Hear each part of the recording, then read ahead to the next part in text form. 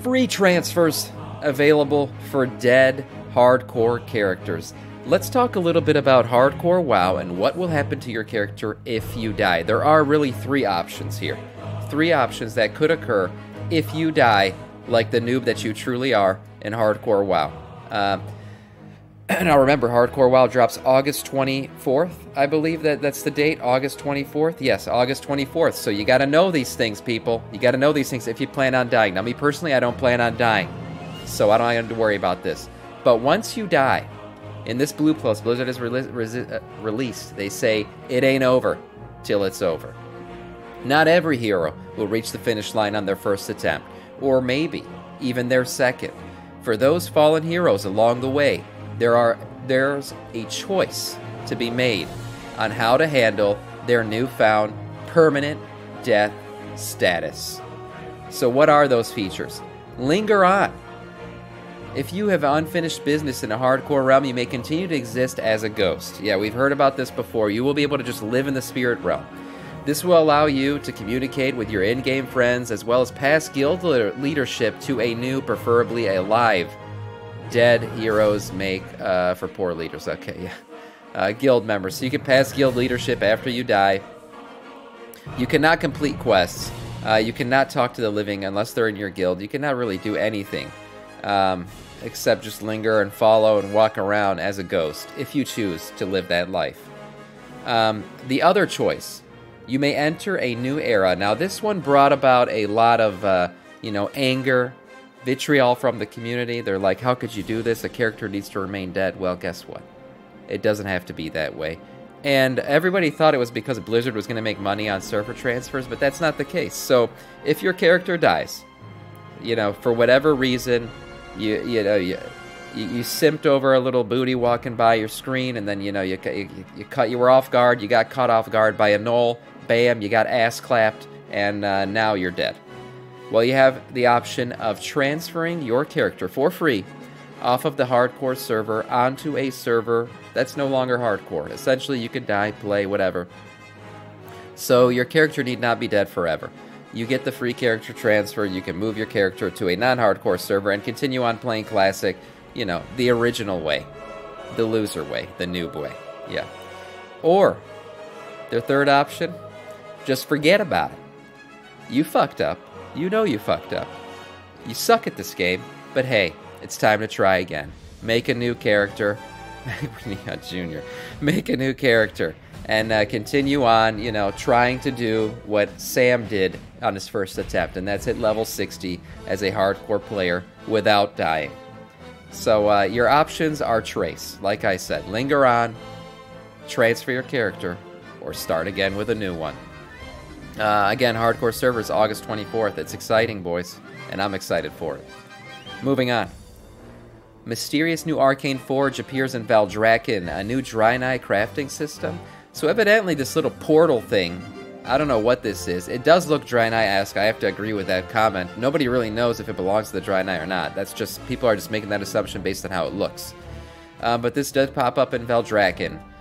And it's called an arcane forge on the minimap. And people are saying maybe this has to do with crafting. Nobody really knows what it's for, but it's on the 10.1.7 PTR. I personally think it's could be a portal of some sort. We are getting those Eridar Draenei, so maybe this is part of their lore that they can port over here or something. Or maybe a way back to the Exodar. I have no idea. People are saying it has to do with crafting. I don't know what. A forge, yeah, forge has to do with crafting. Some people think it could be about, recrafting, reforging your items to have better secondary stats for yourself. That was what we did in Shadowlands a little bit. I'm not sure.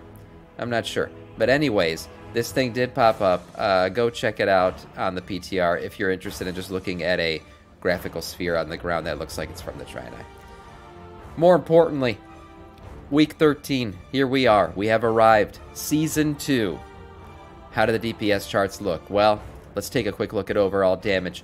Again, these charts give Augmentation Evoker all of the DPS that they are essentially buffing out of other classes, as well as the DPS they are doing themselves. Hence, the reason why Augmentation is at the top. Yeah, Augmentation's a must-bring. It's a must bring. It's a must do. You got to have Augmentation Evokers in your raid. You got to have them in your 5-mans. You got to have them in your bed at night between you and your wife. I mean, you got to augment everything at this point. And yes, augmenting life in the bedroom is also something that you could do. Behind him is Frost Knight and Unholy DK.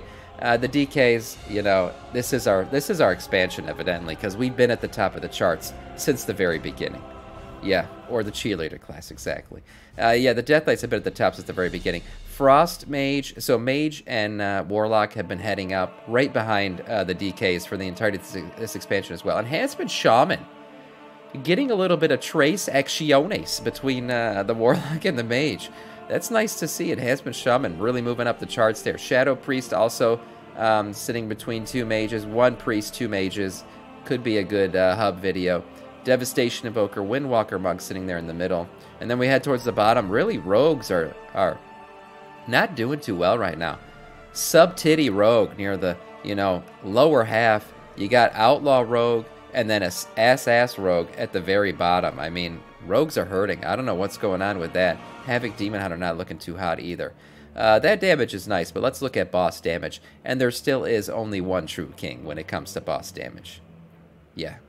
And that is the Unholy DK. Oh, Outlaw got a buff this week? Well, they're going to need it because their boss damage also sucks. Augmentation Evoker heading up right behind the Unholy. And then we got our double Warlock and our triple Mage trifecta.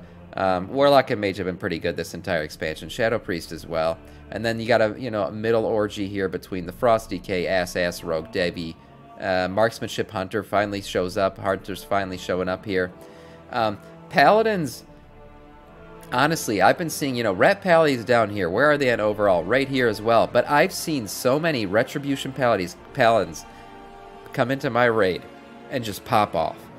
So I don't know what's up with the charts or what's going on, but there are evidently some really good Paladins out there because I've seen quite a few of them just blast fucking hardcore DPS.